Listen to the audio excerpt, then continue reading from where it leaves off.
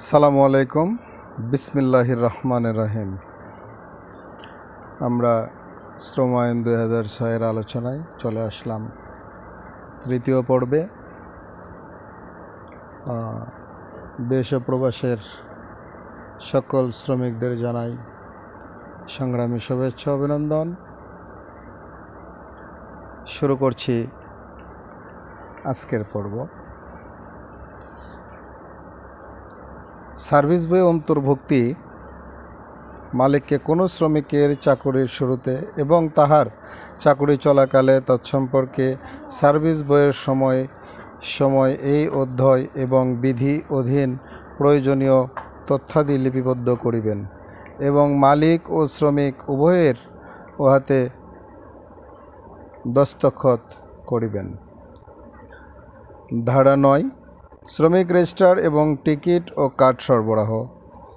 মালিক তাহার প্রতিষ্ঠানের সকল শ্রমিকের জন্য একটি শ্রমিক রেজিস্টার রাখিবেন এবং উহা সকল কর্মময় পরিদর্শক কর্তৃক পরিদর্শনের জন্য প্রস্তুত রাখিতে হইবে। শ্রমিক রেজিস্টারে নিম্নলিখিত বিষয়গুলি লিপিবদ্ধ থাকিবে, যথা প্রত্যেক শ্রমিকের নাম ও জন্ম তারিখ, নিয়োগের তারিখ, কাজের ধরন, তাহার জন্য নির্ধারিত কার্যসময়, বিশ্রাম এবং তাহার জন্য তাহার প্রাপ্য বিরতিকাল, তাহার প্রাপ্য পরিশ্রমের দিন, কোন গ্রুপের অন্তর্ভুক্ত হইলে উহার উল্লেখ্য, তাহার গ্রুপ পর্যায়ে কাজ করিবে, যে করিলে তাহার কাজ বরাদ্দ উহার উল্লেখ এবং বিধি দ্বারা নির্ধারিত অন্যান্য বর্ণনা। যদি পরিদর্শক এই মত পোষণ করেন যে উপধারা 2 উল্লেখিত বিবরণ কোনো প্রতিষ্ঠানের রুটিন মাফিক রক্ষিত মাস্টার রোল বা রেজিস্টার লিপিবদ্ধ করা আছে, তাহা হইলে তিনি লিখিত আদেশ দ্বারা এই মর্মে নির্দেশ দিতে পারিবেন যে উক্ত মাস্টার রোল বা রেজিস্টার শ্রমিকের রেজিস্টার হিসেবে গণ্য হইবে এবং তৎপরিবর্য ইহা রক্ষিত হইবে। সরকার বিধি দ্বারা শ্রমিক রেজিস্টার ফরম, উহা রক্ষণাবেক্ষণ পন্থা এবং সংরক্ষণের মেয়াদ নির্ধারণ করিতে পারিবে। মালিক প্রত্যেক শ্রমিককে নিম্নলিখিতভাবে টিকিট বা কার্ড সরবরাহ করিবে, যথা প্রত্যেক স্থায়ী শ্রমিকে তাহার নম্বর উল্লেখপূর্বক স্থায়ী বিভাগীয় টিকিট, প্রত্যেক বদলি শ্রমিককে একটি বদলি কার্ড, যাহাতে তিনি যে সমস্ত দিন কাজ করিয়াছেন তাহার উল্লেখ থাকিবে এবং যাহা তাহার স্থায়ী চাকুরি প্রাপ্তির ক্ষেত্রে ফেরত দিতে হইবে। প্রত্যেক অস্থায়ী শ্রমিককে একটি অস্থায়ী টিকিট, যাহা তাহার চাকুরির পরিত্যাগের ক্ষেত্রে বা চাকুরি প্রাপ্তির ক্ষেত্রে ফেরত দিতে হইবে।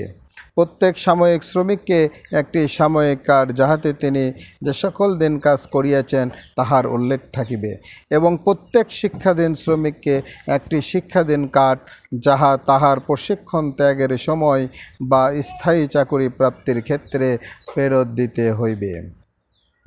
চাকুরির পদ্ধতি। ধারা 10, কোনো শ্রমিক ছুটি নিতে ইচ্ছা করিলে তাহার মালিকের নিকট লিখিতভাবে দরখাস্ত করিতে হইবে এবং উহাতে তাহার ছুটির অবস্থানকাল ঠিকানা উল্লেখ থাকিবে। মালিক বা তাহার নিকট হইতে ক্ষমতাপ্রাপ্ত কোনো কর্মকর্তা অনুরূপ দরখাস্ত প্রাপ্তির 7 দিনের মধ্যেই অথবা ছুটি শুরু হওয়ার 2 দিন পূর্বে, যাহা আগে সংগঠিত হয়, তাহার আদেশ প্রদান করিবে। তবে শর্ত থাকে যে জরুরি কারণবশত যদি প্রার্থীর ছুটি দরখাস্তের তারিখ অথবা উহার 3 দিনের মধ্যে শুরু করিতে হয়, তাহা হইলে অনুরূপ আদেশ দরখাস্ত প্রাপ্তির দিনেই প্রদান করিতে হইবে। যদি প্রার্থীর ছুটি মঞ্জুর করা হয়, তাহা হইলে সংশ্লিষ্ট শ্রমিককে একটি ছুটির পাস দেওয়া হইবে। যদি প্রার্থীর ছুটির মঞ্জুর স্থগিত করা হয়, তাহা হইলে মঞ্জুর বা স্থগিতের কারণ উহা সংশ্লিষ্ট শ্রমিককে প্রার্থিত ছুটি আরম্ভ হওয়ার তারিখের পূর্বে অবহিত করিতে হইবে এবং এতদুদ্দেশ্যে রক্ষিত রেজিস্টার্ড ইহা লিপিবদ্ধ করিতে হইবে। যদি কোনো শ্রমিক ছুটিতে যাওয়ার পর ছুটির মেয়াদ বর্ধিত করিতে চাহেন, তাহা হইলে তাহার ছুটি পাওনা থাকিলে ছুটি শেষ হওয়ার যথেষ্ট আগে ইহার জন্য মালিকের নিকট দরখাস্ত করিতে হইবে এবং মালিককে ছুটি বর্ধিত করণের আবেদন মঞ্জুর বা না মঞ্জুর করিয়া শ্রমিকের ছুটির ঠিকানায় লিখিতভাবে জানাইতে হইবে। সম্মানিত শ্রোতা বন্ধু, আজকের পর্বটি এ পর্যন্তই। আমরা সকলে চেষ্টা করব শ্রম আইন মেনে চলার এবং বাংলাদেশের আইনের প্রতি শ্রদ্ধাশীল হয়ে আমরা শ্রম আইন মেনে সকলেই চলব ইনশাল্লাহ।